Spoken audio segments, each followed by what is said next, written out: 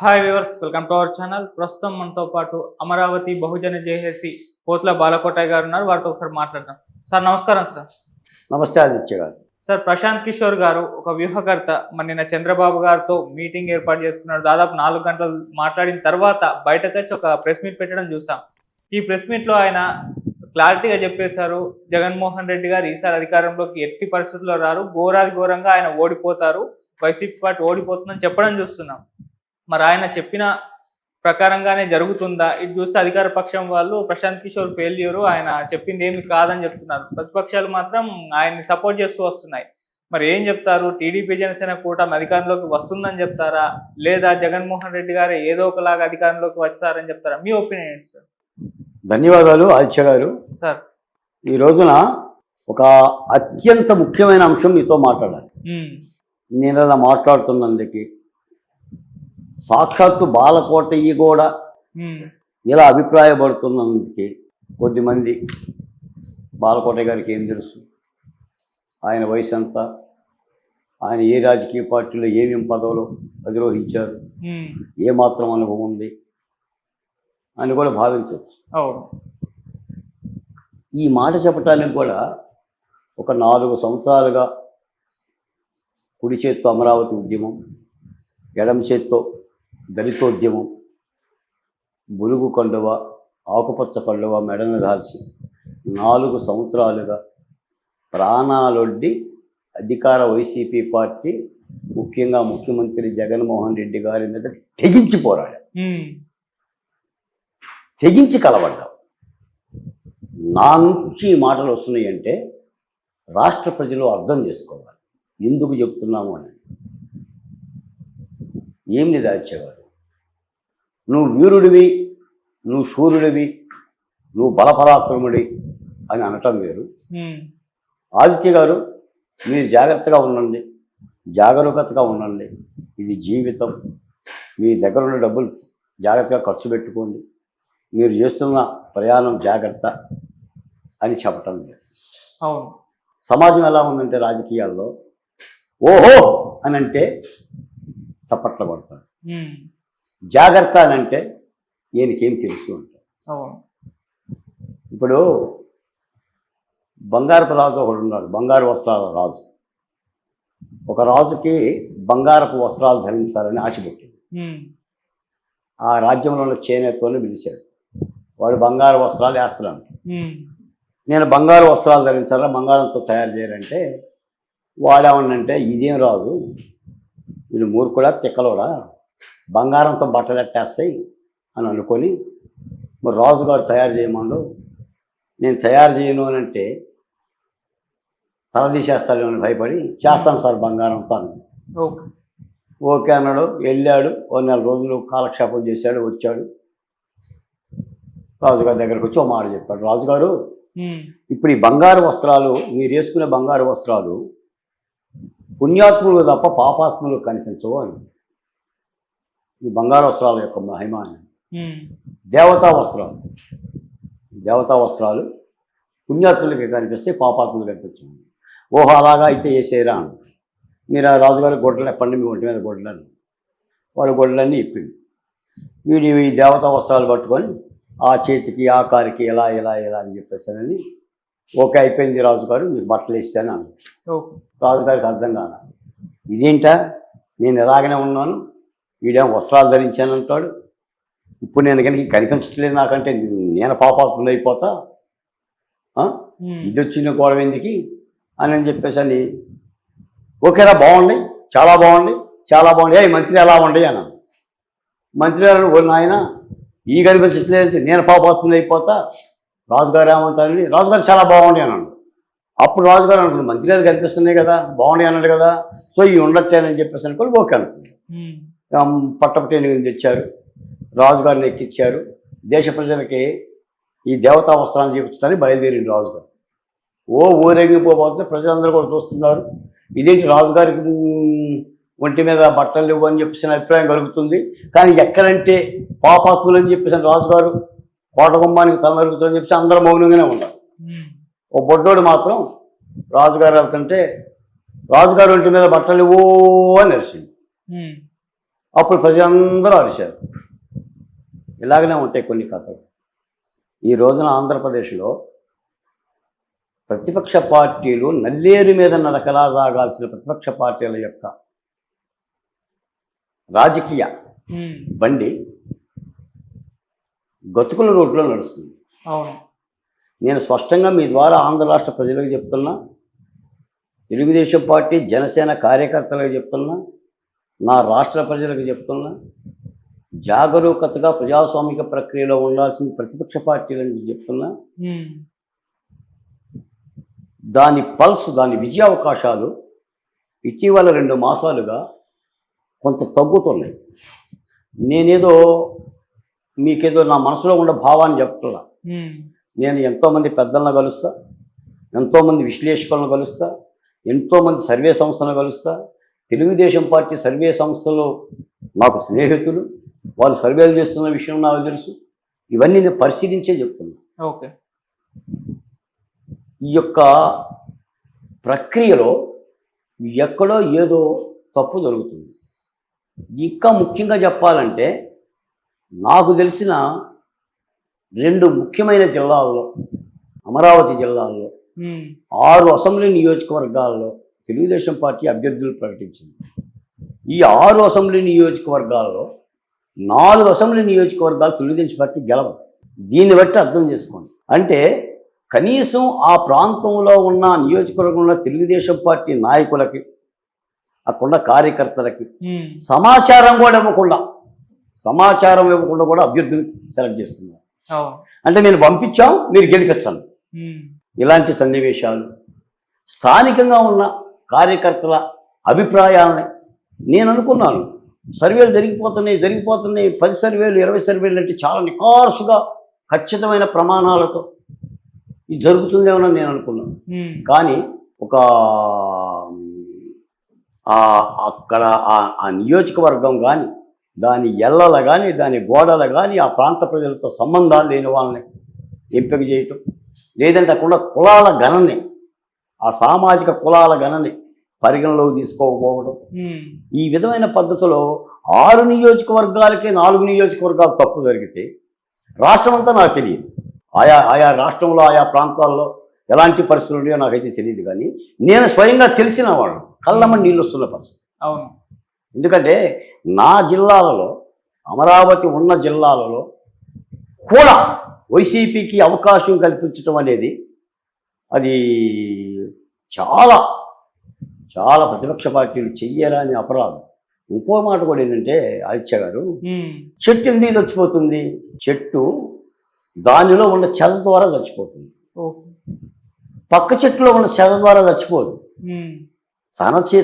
తన ఒంట్లో ఉన్న చెద ద్వారానే చచ్చిపోతుంది. రాజకీయ పార్టీలు కూడా నిర్ణయాలని రూపాయి నాణ్యాల మీద తీసుకుంటేనో, రూపాయితో తూకాలు వేసుకొని క్యాండిడేట్ని సెలెక్ట్ చేస్తేనో, ఎవడో ఇస్తాడు వీడికి పెడదామని అనుకుంటే ఫలితం కూడా తారుమారు అవుతుంది. మీకు ప్రజా విశ్వాసాన్ని పరిగణలోకి తీసుకోవాల్సిందే. సామాజిక కులాల యొక్క పరిశీలన చేయాల్సిందే. జగన్మోహన్ రెడ్డి గారు మైక్రోస్కోపిక్ లెవెల్లో ఎన్నికల పోరాటం చేస్తున్నాడు. దీన్ని ప్రతిపక్ష పార్టీలు కొంతమంది అంగీకరించకపోవచ్చు. నాకు తెలిసి ఇంటర్ క్యాస్ట్ అంటే కులాంతర వివాహాలు చేసుకున్న అభ్యర్థులను కూడా పరిగణలో తీసుకుంటున్నారు. వాళ్ళ యొక్క సమీకరణ తీసుకుంటున్నారు. ఆ నియోజకవర్గానికి అంటిపెట్టుకున్న స్వభావం వాళ్ళ నియోజకవర్గం వల్ల కొన్ని మారుస్తున్నారు. ఎస్సీ నియోజకవర్గాలు మారుస్తున్నారు. నేను అనేది ఏంటంటే వైసీపీ పార్టీ అభ్యర్థుల్ని ఇక్కడ వాళ్ళని అక్కడ వాళ్ళని ఇక్కడ మార్చడం అని అంటే, ఇక్కడ ఉన్న చెత్త అక్కడ బంగారం అవుతుందా, అక్కడ బంగారం ఇక్కడ చెత్త అవుతుందా అనే మాటలు జోలికి నేను పోను. కానీ అది భయపడి తీసుకునేది కాదు, అది జాగరూకతతో తీసుకునేది. జగన్మోహన్ రెడ్డి గారు భయపడతాడు అనే మాటకు అర్థం లేదు. జగన్మోహన్ రెడ్డి గారు భయపడతాడా? మీరు చెప్పండి. లేదు. మరి భయపడి మారుతున్నారంటారేంటి? కొన్ని రాజకీయ పక్షాలు జాగరూకతగా తీసుకుంటున్నారు. ఆ జాగరూకత ఉండాలి. అవును. అధికార పక్షాన్ని ఇప్పుడు ఈ 30 రోజుల యుద్ధ సమయంలో గేలి చేయటం, ఎగసారి చేయటం కాదు. జగన్మోహన్ రెడ్డి గారు చేసే తప్పిదాలన్నీ చేశాడు. 100కు 101 తప్పిదాలు అయిపోయినాయి. ప్రభుత్వ వ్యతిరేకత విపరీతంగా ఉంది. జగన్మోహన్ రెడ్డి గారి మీద విపరీతమైన వ్యతిరేకత ఉంది. ఆ వ్యతిరేకతని ప్రతిపక్ష పార్టీలు సొంతం చేసుకోవాలి. ఇద్దరు నాయకులు కలిస్తేనో, ముగ్గురు నాయకులు కలిస్తేనో, నాయకులు కలిస్తే ఆ వ్యతిరేకత సొంతం కాదు. అవును. ఆ రెండు పార్టీల ద్వారా ప్రజలను కలపాలి, కార్యకర్తలను కలపాలి. కౌగిలించుకోవాల్సిన వాళ్ళు కింద స్థాయిలో, గ్రామ స్థాయిలో, మండల స్థాయిలో, జిల్లా స్థాయిలో. ఆ కలయిక అక్కడ ఉండాలి. అంటే ఈ కోణంలో ఈ సర్వే సంస్థలు కూడా ఇటీవల వచ్చిన కొన్ని సర్వే సంస్థలు, నేను ఫిగర్ చెప్పను కానీ 2 నెలల క్రితం ఈ ఈ ఉమ్మడి పార్టీలు అంటే జనసేన, తెలుగుదేశం పార్టీల యొక్క స్టాండ్ ఎన్ని సీట్లలో ఉంది, ఇప్పుడు ఎన్ని సీట్లలో ఉందనేది నేను ఫిగర్ చెప్పను కానీ తగ్గుతున్న మాట మాత్రం చేద్దాం. అంటే సాఫీగా నడవాల్సిన నల్లేరు మీద నడకాలని నేను గతంలో చెప్పాను, ఎన్నోసార్లు చెప్పాను. ముఖ్యమంత్రి జగన్మోహన్ రెడ్డి గారు తన ముఖ్యమంత్రి పీఠాన్ని ప్రతిపక్ష పార్టీలకు ఇవ్వటానికి చాలా సిద్ధంగా ఉన్నాడు, ఉవ్వుళ్ళు ఊరుతున్నాడు. అందుకని చేయాలని తప్పిదాలు చేస్తున్నాడు. కానీ తీసుకోవడానికి ప్రతిపక్ష పార్టీలు సిద్ధంగా ఉన్నాయా అనే ప్రశ్న కూడా వేశారు.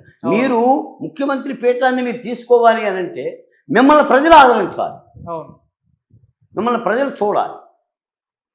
ఈ కోణాలన్నీ కూడా పనిచేస్తాయి.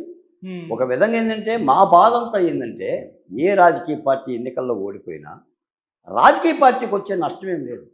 24 ఎన్నికలు కాబట్టి 29 ఎన్నికలు, 29 ఎన్నికలు కాబట్టి 33 ఎన్నికలు. అంటే సరైన ప్రభుత్వం రాకపోతే, సరైన నాయకుడు రాకపోతే కోల్పోయేది రాష్ట్రం. మీకు 2019 అదే అర్థమైంది. ఇప్పుడు జగన్మోహన్ రెడ్డి గారు సరైన నాయకుడు కాకపోవడం మూలంగా రాష్ట్రం కుదేలయ్యింది. జగన్మోహన్ రెడ్డి గారు సరైన నాయకుడా కాదా అనేది ఆయన అధికారంలోకి వచ్చిన తర్వాత ప్రజలకు తెలిసింది. ఎవడైనా ఇప్పుడు పుత్రోత్సాహం కలగదు, పుత్రుడు జనించిన వెంటనే పుత్రులు కనుగొని పొగడగా పుత్రోత్సాహము కలుగులు తండ్రికి. వాడు ఎదిగిన తర్వాత నలుగురు కలిసి కొడుకుని శభాషుడు అంటే నా కొడుకుని జీవిస్తున్నారు, నా కొడుకు మంచివాడు అంటున్నారని తండ్రికి సంతోషం. వాడు పుట్టగానే సంతోషమే ఉంటుంది.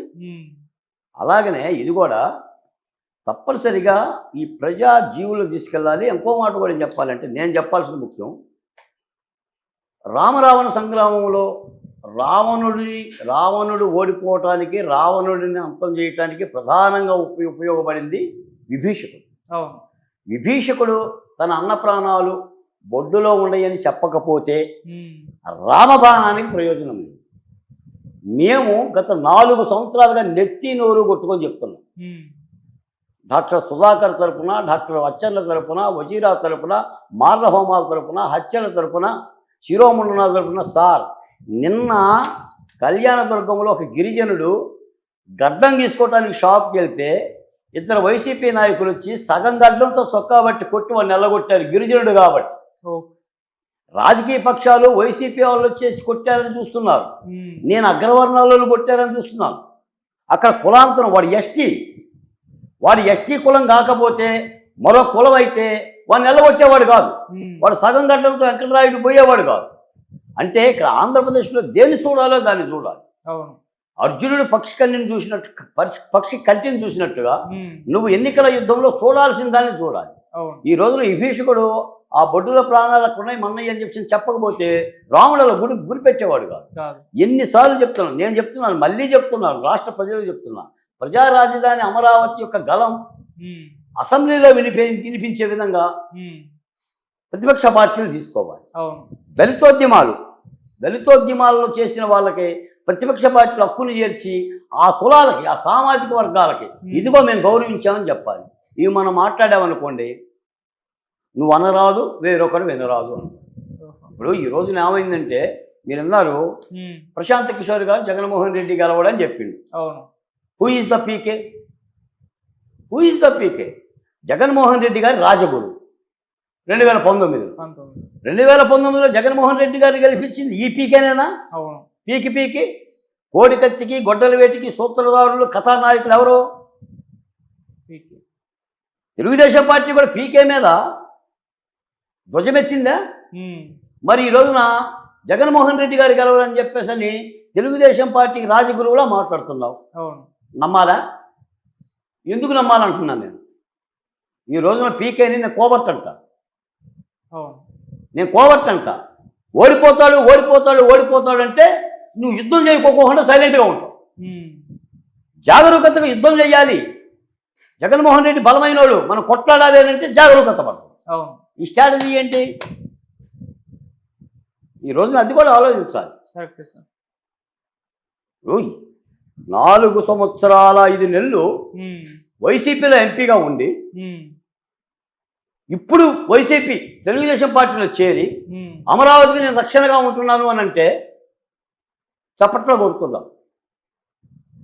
4 సంవత్సరాలుగా రక్తాలు కళ్ళ చూసి పొత్తి కడుపులో చెయ్యేసి అరెస్ట్ చేసి కేసులు పెట్టబడి అరిచి పాదయాత్రలు చేసి కంఠనాళాలు దిగిపడిపోయే విధంగా ఉద్యమాలు చేసిన ఈ ఆకుపచ్చల కండువ వైసీపీ నాయకులు అమరావతి ఉంటుంది అని అంటుంటే ఎంపీలు ఎమ్మెల్యేలు ఏం చేయాలి? రైతులు ఏం చేయాలి? నేను తెలుగుదేశం రైతులైతే నా అధినాయకుడు ఊరుకున్నాడు కాబట్టి నేను ఊరుకుంటా. ఉద్యమకారులు ఏం చేయాలి? ప్రజలు దీన్ని ఎలా స్వీకరిస్తారు? ఎలా స్వీకరిస్తారు నేను అడుగుతున్నాను. ఈ రోజున వైసీపీ నుంచి చాలామంది వస్తున్నారు, అందరూ తెలుగుదేశం పార్టీలో చేరుతున్నారు. అక్కడ తాలిబొట్లు తెచ్చుతున్నారు, ఇక్కడ తాలిబొట్లు కట్టుకుంటున్నారు. రేపు ఎన్నికల తర్వాత ఏ కాస్త కూస్తో తేడా వచ్చి జగన్మోహన్ రెడ్డి గారు మళ్ళీ వీళ్ళని పిలిచింది అనుకోండి, వీళ్ళు వెళ్ళరా? వెళ్ళాలని గ్యారంటీ ఏమైనా ఉందా? ఇందులో కోవర్ట్ ఆపరేషన్ లేదా? కోవర్ట్ ఆపరేషన్తోనే కదా ఎన్నికలు జరుగుతుంది. ఈ రోజున తెలంగాణ ఎన్నికలైనా లేదా మరొక రాష్ట్రం ఎన్నికలైనా ప్రజాస్వామికయుతంగా పద్ధతి ప్రకారంగా జరిగే ఎన్నికల ప్రక్రియ పోయింది కదా. అవును. ఇప్పుడు ఎవరు ఏం చేస్తున్నారో అర్థం కాని పరిస్థితి కదా. అందుకని నేనేం చెప్తున్నానంటే సదరంగంలో పాములు కలుపుతాం. పావులు ఉంటాయి, గుర్రం ఉంటుంది, ఏనుగు ఉంటుంది, శకటం ఉంటుంది, మంత్రి ఉంటుంది, రాజు ఉంటుంది. వీడు గుర్రం కదిలినంత మాత్రాన ఏదో మంత్రికి ఎత్త పెడదామని చెక్ పెడదామని కాదు, రాజుకి చెక్ పెడదాము. గుర్రం కదిలినంత మాత్రాన, ఏనుగు కదిలినంత మాత్రాన, శకటం కదిలినంత మాత్రాన ఏదో అని అనుకోకూడదు. కాబట్టి ఇన్ని పావులు ఉంటాయి. అలాగే రాజకీయాల్లో కూడా కోవర్ట్ ఆపరేషన్లు ఉంటాయి, ద్రోహాలు ఉంటాయి, తప్పుడు సమాచారం ఉంటుంది, అభ్యర్థుల్లో తప్పుడు వాళ్ళని ఎంపిక చేయటం ఉంటుంది, రూపాయి నాణాలకు విలువ ఇవ్వటం ఉంటుంది. నేను అలా మాట్లాడటానికి కూడా ఒక విధంగా బాధగానే ఉంది. ఎందుకంటే రాష్ట్రాన్ని కాపాడుకోవాల్సిన బాధ్యత మీద ఎవరు చెప్పాలి? రాజుగారి దేవతా వస్త్రాలు కాదు, రాజుగారి ఒంటి మీద గుడ్డలే లేవు అని చెప్పిన బుడ్డలు చెప్తేనే కదా దేశానికి తెలిసింది. అవును సార్. మరి ఎవరో చెప్పుకోకుండా నేను దేవతా వస్త్రాలను చప్పట్లు కొడితే ఎలా అనేది నా బాధ. నేను ఏదో ఆశించిన వాళ్ళం కాదు, మాకేదో ఆశ ఉంటే ఆ ఆశకి మేము ఎగబడితే ఈ విధమైన ఇంటర్వ్యూ కూడా మీకు ఇచ్చేవాడిని. ఎందుకంటే నిజాలని నిఖార్సుగా నిగ్గు తేల్చాలి. స్వార్థం శిరస్సును గండ్రగొడ్డలతో నరకగలిగిన వాడే నేటి హీరో అంటాడు బహుజన తాత్వికుడు శివసాగర్. అంటే ఖచ్చితంగా క్రింది కులాలను నేల విడిచి సాము చేస్తే ఫలితం ఉండదండి. ఆంధ్రప్రదేశ్లో నేను నాడు చెప్పాను, నేడు చెప్తున్నా, ఆంధ్రప్రదేశ్లో ప్రజాస్వామిక ప్రక్రియని డిసైడ్ చేసే వర్గాలు ఎస్సీ ఎస్టీలు సార్, దళితులు, గిరిజనులు. ఈ దళిత గిరిజనుల సమూహాన్ని ప్రతిపక్ష పార్టీలు చేరాలి. ఆ చేరటంలో అలసత్వం ఉన్నమాట యథార్థం. మీరు జయహో బీసీ విన్నారా? జయహో బీసీ రేపటి సభ అదే. రేపటి సభ జయహో బీసీ. జయహో దళిత నిన్నారా? జయహో గిరిజన నిన్నారా? ఎందుకు ఆ స్లోగన్ వినబట్టల్లా? ఎందుకు వినబట్టల్లా స్లోగన్లు? ఏవి దళితకి గిరిజనకి రక్షణ చట్టాలు? ప్రత్యేకమైన ప్రణాళిక ఏది? మేనిఫెస్టో ఏది? మేమిచ్చిన మేనిఫెస్టో ఏమైంది? మా త్రిదళ పత్రం దళితులది గిరిజనులది అని చెప్పేసి పక్కన పెట్టారా? విమర్శ చేయటం తప్పు కాదు సార్. అవును. నేను విమర్శిస్తే దాన్ని తప్పుగా స్వీకరిస్తే మనం చేయగలిగింది ఏమి లేదు. ఇది సద్విమర్శ. ఎందుకంటే ప్రతిపక్ష పార్టీలు అధికారంలోకి రావాలని కోరుకున్న వాళ్ళం మేము. ప్రతిపక్ష పార్టీలు అన్నీ కలిసి కొట్లాడాలని పిలిపించిన వాళ్ళం మేము. అవును. ప్రభుత్వ వ్యతిరేక ఓటు చేరకూడదు అని అంటాం కంటే జగన్మోహన్ రెడ్డి గారిని ఓడించాలని ఏకవాక్య తీర్మానంతో పొత్తులు పెట్టాలని చెప్పి పొత్తులు కలవాలని చెప్పిన వాళ్ళు అవును. ఒకే ఒక తీర్మానం, వైసీపీ పార్టీని ఓడించాలి, జగన్మోహన్ రెడ్డి గారిని గద్దెదించాలి, దీని మీదే పొత్తులు ఉండాలి. Correct sir. నీకెన్ని సీట్లైనా నాకెన్ని సీట్లైనా, నీ పవర్ ఎంతైనా నా పవర్ ఎంతైనా పవర్ పందారం ఉండకూడదు అని మాట్లాడిన వాళ్ళం మేము. కాబట్టి హితమో చెప్తాం. కృష్ణ భగవాను చెప్పినట్టుగా చెప్పడమే నా ధర్మం, వినకపోతే మీ కర్మం. అంతా సాఫీగా జరిగి నిజంగా ప్రతిపక్షాలు భావించినట్టుగా విజయం నల్లేరు మీద బండిరాని అడిగితే సంతోషమే, సంతోషమే. కుడి ఎడమైతే అమరావతిని తలుచుకుంటేనే గుండెల్లో బాధ వస్తుంది. ఆ 50,000 ఎకరాలు ఏమైపోతాయని బాధ వస్తుంది. ఇప్పటికే సచివాలయాన్ని కూడా తాకట్టు పెట్టారని చెప్పి చెప్తున్నారు. అంటే దిగాల పడ్డ రాష్ట్రంలో మా దళిత కులాల యొక్క పరిస్థితి ఏంటో అర్థం. నేను అనక తప్పదు కానీ భాగ్యనగరంలో కూర్చొని అది హైదరాబాద్ మా ఆంధ్రప్రదేశ్ గురించి మాట్లాడితే అర్థం కాదు సార్. అవును సార్. చాలామంది భాగ్యనగరం పరిగెత్తుకొస్తుంటారు, కానీ మేము బతికేది ఆంధ్రప్రదేశ్లో. అవును. భాగ్యనగరంలో ఉన్న వాళ్ళకి ప్రాధాన్యత తెలిస్తే, భాగ్యనగరం కూడా జోష్యాలు చెప్తే ఏముంటుంది చెప్పండి. ఈ రోజున కోవిడ్ ఆసుపత్రి, కోవిడ్ వస్తే ప్రభుత్వ ఆసుపత్రికి వెళ్ళాలంటే నేను పెదవాడో ఒంగోలో పోవాలి. కలిగిన వాళ్ళందరూ కూడా భాగ్యనగరం వస్తారు. జ్వరం వస్తే, తలనొప్పి వస్తే మంత్రులు ఎమ్మెల్యేలు హైదరాబాద్ వస్తారు సార్. పేరుకు మాత్రం స్వస్థ ఆసుపత్రి ఒకటి కట్టామని విషయం చెప్తారు. అంటే దెబ్బ తగిలినోడే అబ్బా అంటాడు, తగలనోడు అబ్బా అన్నాడు. నాకు దెబ్బ తగులుతుంది కాబట్టి నేను అబ్బా అంటాను. నేను ప్రతిపక్ష పార్టీలో తస్మత్ జాగ్రత్త అంటాను. తస్మత్ జాగ్రత్త, సరైన దిశగా నడవాలి, యుద్ధం చెయ్యాలి, ప్రజాసేనువుల్లో కలవాలి. ఆ ప్రజాసేనువుల్లో కలిసే వాళ్ళలో దళిత బహుజన కులాల వాడల్లోకి, పల్లెల్లోకి, తండాల్లోకి వెళ్ళాలి, మీరు దగ్గర తీయాలి. నాలాంటి వాళ్ళ యొక్క విమర్శని సద్విమర్శగా స్వీకరించి సరి చేసుకుంటే మంచిది. లేదు మీ అంచనాలే కరెక్ట్ అయితే అలా ఫలితాలు వచ్చినా కూడా సంతోషమే. జాగరూకత చెప్పడం అనేది ఉద్యమకారులుగా మా బాధ్యత అని చెప్పి తెలియజేస్తుంది. Correct sir. Thank you so much sir.